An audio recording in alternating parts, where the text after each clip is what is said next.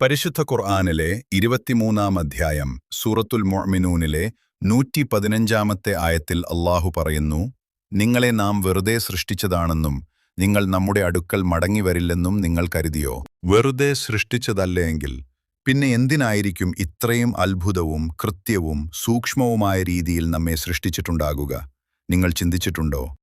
പരിശുദ്ധ ഖുർആനിലെ 51-ാം അധ്യായം സൂറത്തുൽ ദാരിയാത്തിലെ 56-ാം ആയത്തിൽ അല്ലാഹു പറയുന്നു, ജിന്നുകളെയും മനുഷ്യരെയും എന്നെ ആരാധിക്കുവാൻ വേണ്ടിയല്ലാതെ ഞാൻ സൃഷ്ടിച്ചിട്ടില്ല.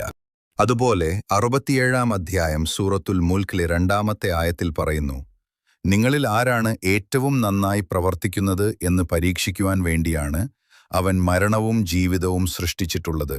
അവൻ ഏറെ പ്രതാപശാലിയും പൊറുക്കുന്നവനുമാകുന്നു. തീർച്ചയായും നമ്മുടെ ജീവിതം മഹത്തായ ലക്ഷ്യത്തോടു കൂടിയാണ് സൃഷ്ടിക്കപ്പെട്ടിട്ടുള്ളത്.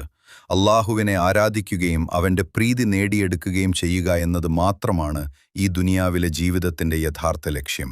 നാം എല്ലാവരും അല്ലാഹുവിലേക്ക് മടങ്ങാനുള്ളവരാണ്. പ്രയാസങ്ങളെ അതിജീവിച്ചു നന്മയുടെ വഴിയിൽ ഉറച്ചു നിൽക്കാൻ എല്ലാവർക്കും സാധിക്കട്ടെ.